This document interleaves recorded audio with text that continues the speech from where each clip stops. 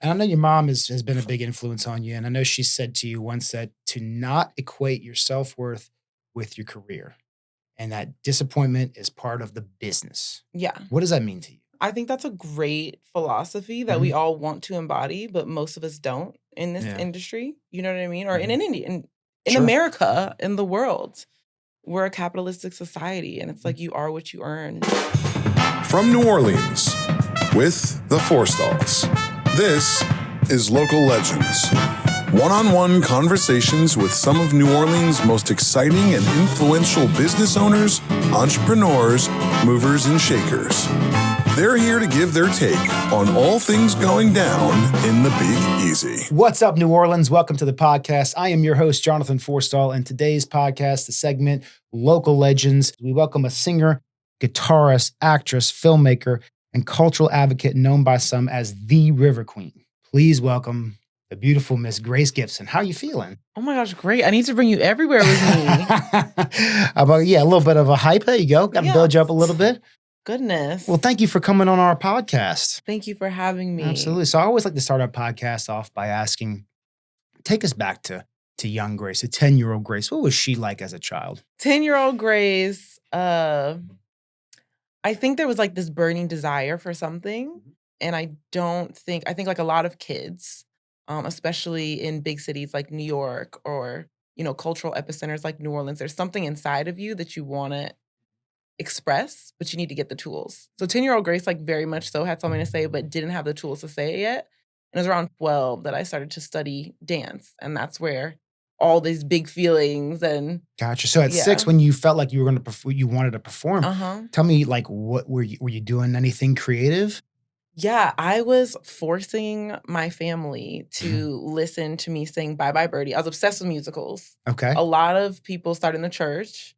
I definitely like started with like being sung spirituals by my mom and my Aunt Helen. But really, musicals is where I found my footing. Could not sleep without music playing. CDs Really? on repeat. Had to have CDs on repeat. Damn. Talking about CDs. Never mind. MP3s. Streaming. You didn't say I was A-track 4 with streaming. I was a 4-year-old and I was listening to Spotify. There you go. There you go. Or LimeWire. Remember LimeWire? No, I don't. I am way too young for that. Napster who? What? Napster. Oh my gosh. Kids could good old never. times, right? I mean, I was barely alive. I was a fetus when Napster was but yeah, I was listening to the music. A lot of Z100, a lot of listening to songs over and over again. So you like really grasped the musical, just the whole thing when you were at a young age before you were even really singing. Yeah, if I think about it, music was like always there. My dad Mhm. loved music. My mom loved music. My whole family loved music. It brought us together. Films brought us together more than anything. But Film. music. Okay, we'll get there in a second because I Yeah. know that's a big part of your family's background as well. Yes. So tell me a little bit more about home life. Did you have any brothers and sisters? No, not from my parents together. They had this wonderful love affair and fell in love and got married, making a movie together for which they both won Emmys. What? Yeah, I think like the only couple to, I don't know. I haven't heard about another one. Let me not quote. But yeah, they won Best Director, Best Actress. And during that process in Budapest, shooting Josephine Baker's story, they fell in love. And they were like, let's go to London and get married. I love that. Yeah, I love that. and So, my dad was begging my mom to have a kid. She's like, "You're crazy. I'm about to be a star. What is wrong with you?" so was this early on in mom's career? No, she had been doing it for a while. She, like me, kind of always knew what she wanted to do. She was the lead, Wow. and my dad was the director. And she like hated him at first because he made her audition maybe 18 times. She was like, "What is wrong with this idiot?" 18 times. Yes, Wow. something like over a year and a half she had auditioned. So, okay. So dad was the director of the film. That's how they met, was on the set. Oh yeah, in the audition process. In the audition process. And everybody was auditioning, I mean, for it. Like Diana Ross, Whoopi Goldberg, everybody that you could think of that was a Black actress or singer was auditioning for this role. So wow, that's amazing. That's amazing. It's pretty cool. And you grew up in Los Angeles. You were born in Los Angeles. When did you move? To New York? I was born in LA and we moved to New York when I was 3. Wow. Okay, so you don't remember much of LA when you were Yeah, I do remember quite a bit of it, Yeah. actually. Yeah. Okay. I have early memories. When does your memory Gotcha. start? Not probably 4. 4? I think so. 4 or Okay. 5. Okay, 4 or Yeah, 5? usually, yeah, 4 or 5. But I think my first memory was not a good memory because Um, just sometimes that's just what sticks with you. yeah, You it know. So does. you moved to New York at 3, and Correct. how long were you Mhm. there? 3 or 4, probably. We were in New York on and off through, like, the rest of my childhood. Hmm. So, kind of my parents, we were in LA, and then they got divorced, Hmm. and he moved to London once we moved to New York. He was like, "Okay, we'll all go East Coast, I guess on separate sides of the Atlantic." And then you made it to London, and then also in France, right? So Yes. you had some time That's my whole abroad. life story. It's just hopping around. So Oopsies. tell us about your time abroad. So my godmother is Mhm. French. Okay. So I was raised by a village. Like my mother, of course, my father, loved them, wonderful people. But they're artists Mhm. and they're traveling a lot and they need support. And so they were very intentional about choosing the tribe around me. Mhm. And so I've been very well surrounded. And my godmother, Caroline Ducrot, who's an amazing actress and acting teacher and director herself, she is a little French pixie woman. And she said, like, she doesn't have kids other than me. So she was like, if you want to be my goddaughter, you need to learn how to speak French.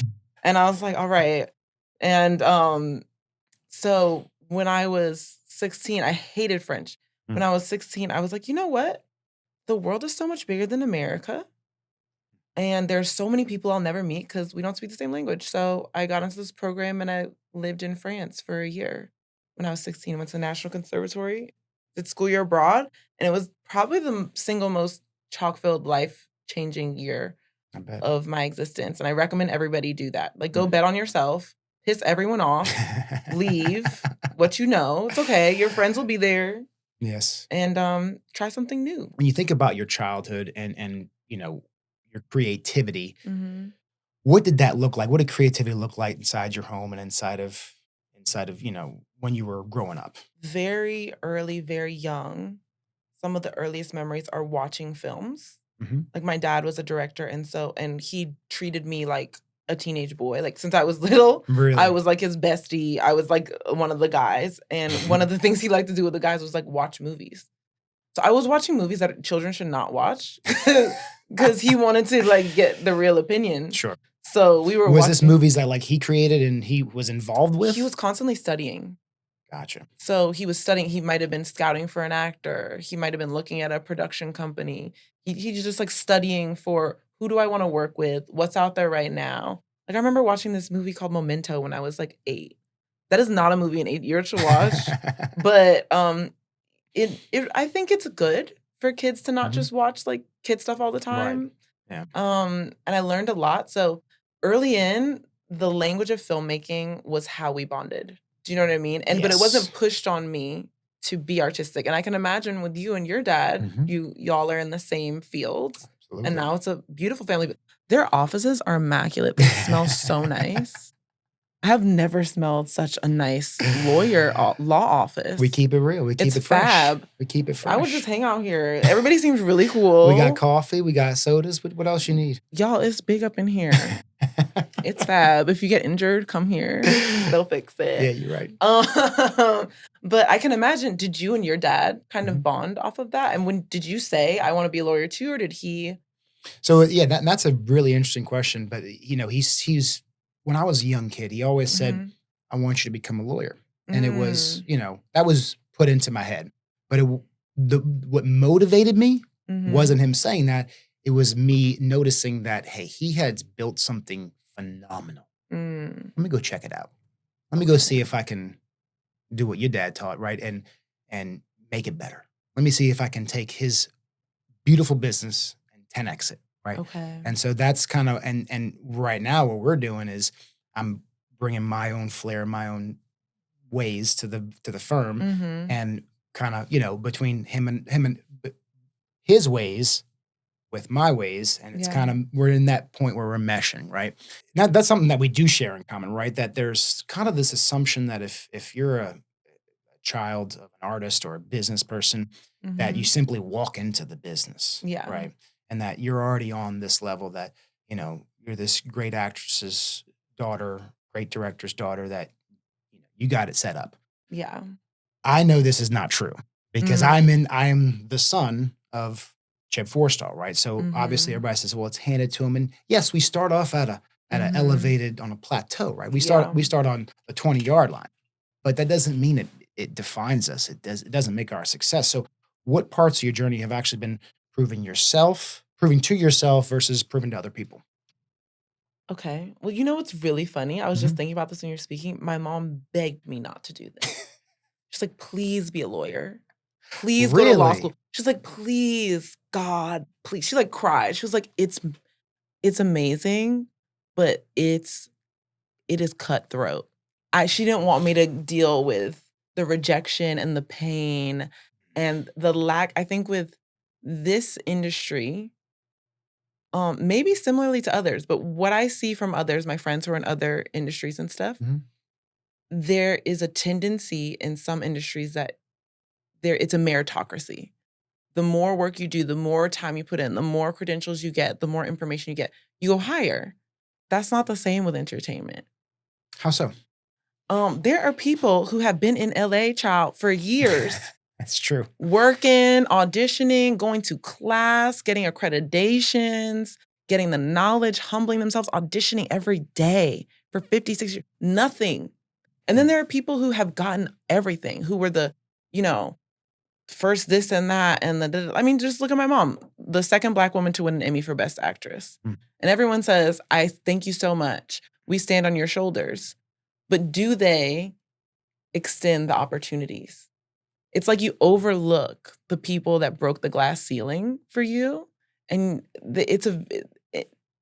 entertainment, it's kinda like there can be a tendency to you are your last project. Right. Right. So, there's a Sure. lot of actors who have had success, have had fame, musicians had success, have had fame, and they're buried with, no tombstone. They couldn't afford one. I think it's great to know the privilege that one has, and it is important to work different jobs. Like, I have I have interned at studios. I have worked at music studios and cleaned toilets, Sure. you Yeah. know? I Yeah. Done the have real work. no one knew who I was or who I was related to. When I came here to, New Orleans, I would go, like, scout venues and sing for tips and, like, ask to sit in, and I did that for a couple years. And you never dropped mom or dad's name. No, I sent emails, I got rejected a hell a lot, Mhm. and then I started just sitting in, and, um, this woman named Brittany, I opened my eyes, I was in the Apple Barrel, it was a blues band, and I was like, "Hey, like, can I sing a song with you guys? A blues shuffle in G," and they were like, "Sure, whatever." I sang it, I had my eyes closed, um, and I opened my eyes, the venue was suddenly full, 'cause, it's Apple Barrel, people walk in, and there was this woman outside the door, and she was like, "I work at the Marigny Brasserie. I have a gig for you. I have a band for you and a gig for you. Da da da da. My name is Brittany." We exchanged numbers. A couple days later, sat down. She introduced me to Cool Nasty, this band out of Mhm. New Orleans that started with Elliot. They started and Prosper Jones. They started Verette's Wednesday night jams.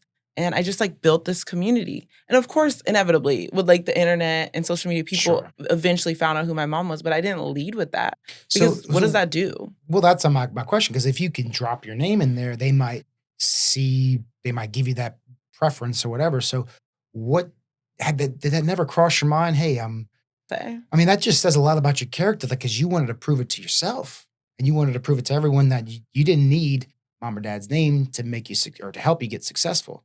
So, Yeah, I think that started very young. I think my dad coming from like he was born after World War. Old man now. He would have been old. He was born right after World War II in okay. England, where yes, there was racism, of course, um, especially after so many people were invited to come from the Caribbean, from these islands that they, took hmm over. hmm Um, but it wasn't as prevalent for as long as classism.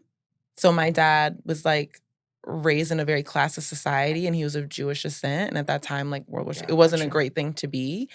And he didn't grow up with a lot. And I know your mom has been a big influence on you. And I know she said to you once that to not equate your self-worth with your career and that disappointment is part of the business. Yeah. What does that mean to you? I think that's a great philosophy that we all want to embody, but most of us don't in this industry. You know what I mean? Or in India, in Sure. America, in the world. We're a capitalistic society, and it's like you are what you earn, you know? I just think it's that esoteric thing of finding the balance in spirituality and knowing who you are. Like when you leave here, you can't take any of it with you. So like, who were Facts. you with none of it? That is the practice. And I think it's funny. I think the people who have kind of made it the most, they're aware of that. And they like fight it a little bit more. You know, you always hear the people at the top are actually nicer than the people in the middle. Yeah. You know? Yeah. And so, you know, Yeah.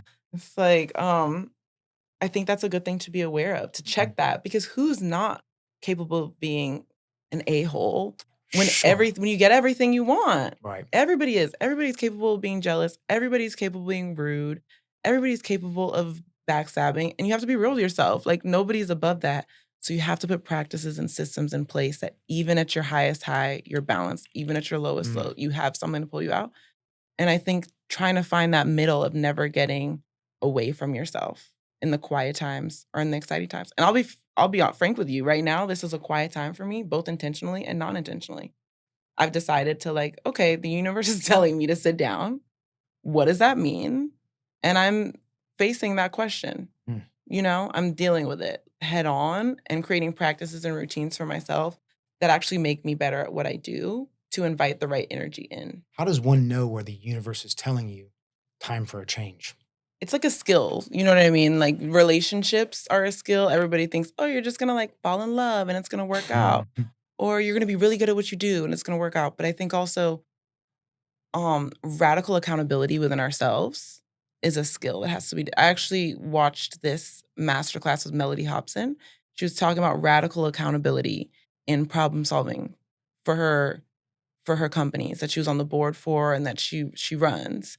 And me as someone who's been an entrepreneurial artist, I was in a place of we can like sit here and make excuses, or we can be radically accountable. And I think sometimes being honest with yourself is sometimes the hardest part.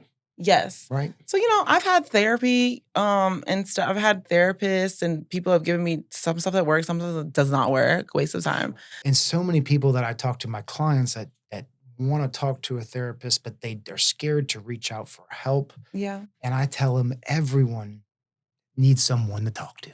Yes. Right. And someone to bring some outside, somebody to talk to about whatever issues they have. And sometimes that can bring to light whatever issue they might have. You know? Right. And so awesome. Well, I want to move on to some of the story that you have because it's very interesting. But when you were Let's do it. when you were in France, Uh-huh. at what, 16 you said? Yes, 16. So when you were in France, you picked up a broken guitar. I did. Tell us about what came from that. At a certain age, I decided in high school that I knew what I wanted to do and I knew kind of how big my goals were, and that in college I wanted to start my career. So I wouldn't have time to really go abroad. That was my logic. And so this is the perfect time now to figure this out. My mom thought it was idiotic. She thought it was a terrible idea. She was so mad at me. What, just going to France? Well, Or studying basically, abroad? yeah, studying abroad in high school when it's my junior year of high school, when you have to get into college, you Yes. know? Yes. And we had just I just came to a new school like the year before and everything was settled. So going there, when you get into this program called School Year Abroad, which I highly recommend to anybody who has kids or nieces or nephews, check out School Year Abroad. They have scholarships. They really expose kids to a different world. When you apply, you have to do an honest assessment of like who you are, which I totally lied on because I wasn't radically accountable. Yeah. You were 16, right? So, Whatever, like, you know, F it, we ball, you know? And so my mom, I had to do one, my mom and my like family had to do one because they want to pair you with the correct family. sure. And they ended up pairing me with the Le Brosse Tuesdays. who are my family to this day. Love y'all. And they were a family of filmmakers, of artists. Oh, wow. Yeah, they were Okay. very, very. That's cool. Yeah, Miss Sophie, rock on Miss Sophie. She set us up. Love you. With the families. And some people, I'm not gonna lie, some people got duds. I'm But sure. my family was great. Yeah, you got 65 American kids. Yeah. Who some of them were duds too. You know what I mean? So you're gonna have a couple of people that are just, it doesn't work. It's like, no, they just go home. Right. So you're in France and you find this broken guitar. You want to teach yourself. They're artists, yes. Yeah. My French brother, Matteo, he was in a band. Okay. He had a guitar that had a broken string. And it was just like in the corner. And when you were in that program, you can't call your family. You can't go home for 9 months. Wow. You can call your family after the first month, but you have to be full immersion. You have to be alone and you have to be miserable. Like at first it's going to suck. And so I always knew that I was a singer, but it was a bit of a secret. Because like I said, my family is very opposed to mediocrity and did not want me to do this. They're like, please be a lawyer. Please be a business person. Anything else. Go get your master's in something other than this. And so it's kind of a secret. Unless I really put time into it, I wasn't going to be a singer. And so this was I kind of took this risk in my like lonesomeness of let me go on YouTube and let me learn this instrument. And that my French mom, Virginie, like she would take my phone. There were no distractions. Like, well, I ain't got anything else to do. Let me pick up this guitar and secretly play and hide it in my laundry bin. And a few months later, like Mateo's like, girl, I know you've been hiding my guitar in your laundry. Like, don't be silly. Busted. Yeah, you busted.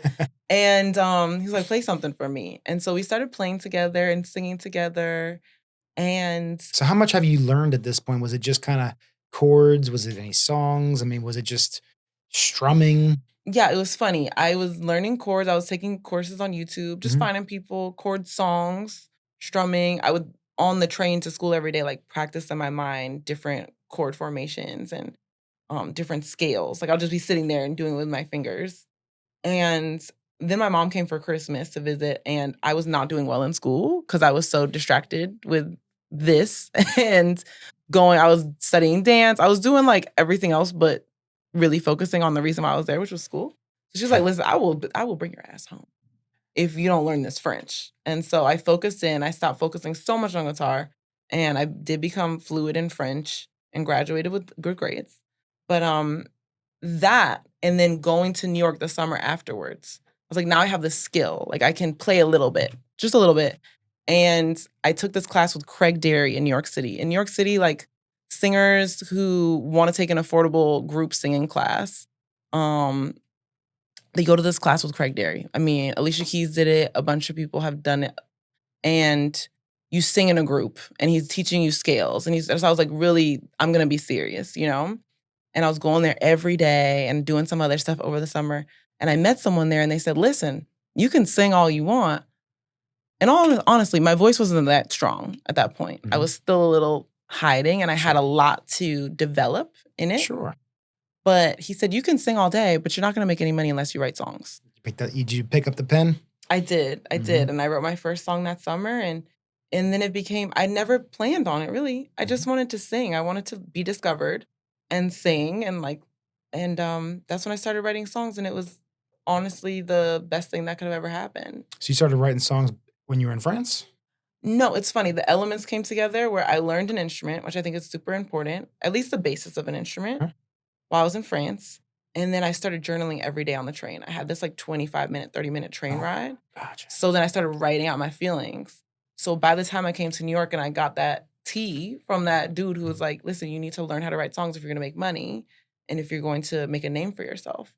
It came together. The journaling and the musicianship came together for me to tell stories in music. But it was a very uncertain time in my life. It was a very uncertain time in like my family's life. My dad had passed away. There was a financial crisis happening. There's a lot going on. And I was like, I just wrote this line that was like, I just want to be sure of today. Like, I just want to be sure of today. Tomorrow's far away. Should we stay, pack up our bags and go? How do we know? All the questions wandering, wanes into pondering on what that day will bring. When will I be paid to sing? No one knows where the wind will blow. Just stay on your toes. Just let the river flow. Which is so funny, because who would have known that I would write River Queen like years later? Oh, that's cool. That's a deep cut. Okay, Jonathan, nobody has heard that in a long time, and they probably forgot about it. I love that. That was the first song I wrote. So it was very like things that were inside that I had to say. And then I think the next song that I recall writing was a song called September about my dad. You are one of those very special, unique, rare artists who writes, produces, sings, and plays. How does control in so many different aspects of the song, of the creative process, how does that shape your music and give you your identity? So I think I came in at a time where, like, when I was in college and I was at Columbia, I was going to music sessions every weekend. I was going to Jersey. I was on the train. I was going to Long Island. I was going to Staten Island. I was going to these music studios everywhere. I was going to Rock Nation, having meetings with producers. And it was kind of the end of that era it was like the producer era. So the producer lent you their sound. And to be hot in pop, you were like, oh, I gotta get this whatever record, this producer that's hot this year record. It was like a status symbol. Gotcha. You know, like, of course, Timbaland like really set that up. And there were a lot of people that set that up where it's like, oh, it's distinctly a Timbaland and Justin Timberlake. So you can tell. Gotcha. And so this era of like 10 or 15 years existed where you were chasing the sound. And what the feedback that I got when I was in these label meetings and when I was in these sessions was like, which was like I have to say, it was a very interesting part of being in college and then running off to these sessions and dealing with like disappointment and stress. You know, there were songs that I wrote in these sessions with world-class songwriters and producers that I was never allowed to have. Like, they don't give them to you. You write it and they keep it and they do whatever they want with it. What? Yeah. Yeah, we need lawyers with us. I just say. Yeah, it was a very that don't seem right. Yeah, and it was right in that time where like Frank Ocean and The Weeknd and these people were coming out who were creating their identities holistically, you know? And so the feedback that I was constantly getting was, you need to develop your sound. What is your sound? What is Grace's sound? Because I was trying different things.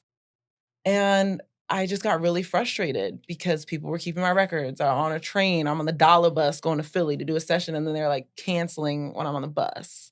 And my mom was like, F these people. Right. And for Christmas, she bought me this really simple little production setup. Okay. And I started learning how to produce. And I had friends who knew, and I would ask them, just how do I make a demo? I think it was never like, I want to be the best. It was like, how do I do the bare minimum to get the idea out? Right. How can I just get play my vision out there? Yeah. Just enough guitar, just enough production. And then inevitably, if you have any sense of ambition, you're going to go a little further than that. Yes. And so I think it started with that. It was like, first, I got to learn how to write songs. Okay, now these people are keeping my song. I got to learn how to make the stuff from scratch. Learn how to break down a record and build up a record. Okay. Then I hired videographers to make a video. What happened? Ran off with my footage, child. Ran off with my footage. Are you for real? Oh, yeah. That happens. Wait, what? I know people have contracts with videographers and they run off with the footage. What do they do with the footage? They just keep it. They lose it. They keep it. They're human beings. All types of stuff happens. Gosh. That doesn't happen to me frustrating. anymore. Yeah, but so I was very I was getting pissed. And so little by little, I was like, okay, well, I need to learn. Or it didn't also, the vision I had in my mind wasn't coming together. Gotcha. Right? Yeah. So then I was like, okay, I got to learn this. And my mom always said, you're a director, and to study that because my dad did it. And I think with directors, there's a misconception, right? That you're just bossing everybody and you're telling them what to do. It's probably like similar to having your name on the wall here. And everybody thinks that, oh, to be the boss, you have to be rude and tell everyone what to do. That's not being a good boss. That's not. Yeah. Yeah. It's like you hire people that you trust who are excellent at what they do. Yes. And you make it clear what the expectations are, what the vision is, and you let them rock with it. and bring the best out of them. And I feel like a director is like a conductor of the visual world. What does film allow or let you be creative with that music does not? Well, it depends what position you're in. So like being an actor, and like I said, I studied act. I went to Cap 21 and Stella Adler after that. After I got booked, I was like, okay, I got to take this seriously because it does not feel good to show up to set and not feel like you have the tools to deliver. I think that's something we don't talk about as much. Sometimes you get lucky. And sometimes you have something special, but you need, and so many people ask me, how do I be an actor? How do I study, do the work? So acting, I love acting, but what I don't love about acting is that you have to sometimes be given permission to act. Okay, you have to get... What do you mean by that? You can sit at home and do a monologue by yourself if you want to, but that's not like, and you'll have an experience. Sure. But acting is, I think storytelling, it comes from storytelling, which was a tribal thing, community, acting out things that have happened, fables, stuff like that. Acting, I do think, is something that's communal.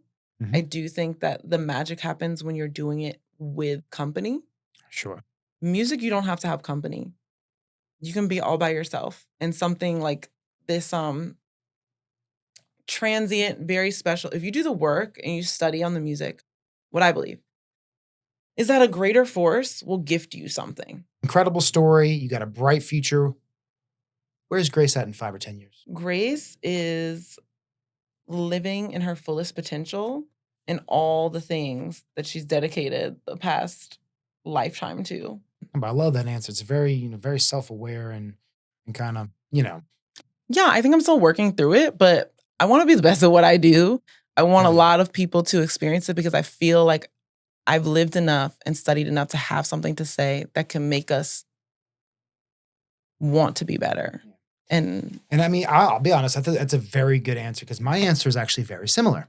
And mine was inspired by Matthew McConaughey. Okay. And he said that his hero is him 10 years from now. If you haven't seen that clip, it's really good. So I think it was his acceptance speech at the Oscars.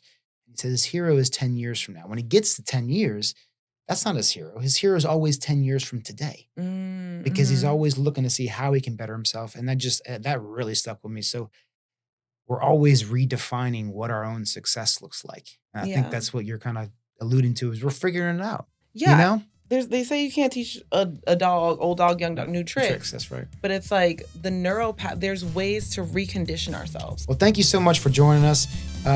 Miss Grace here. If you want to follow her on Instagram at The Grace Gibson. Facebook is facebook.com/The Grace Gibson.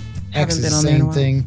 The Grace Gibson. All that stuff. Go follow her. So if you enjoyed anything about this podcast, please leave us 5 stars. It goes a long way. And check in next week for another great episode. From NOLA with the Forstalls is presented by Jonathan and Chip Forstall. Executive producer, Mona Lisa Johnson, Sierra Media Productions. Host, Jonathan Forstall. Casting director, Jonathan Thomas, Ascension Branding and Marketing. Post-production editor and voiceover talent, Matt Pawlowski, Redline Studios in New York City. Produced by Ascension Branding and Marketing and Sierra Media Productions. Thanks for listening.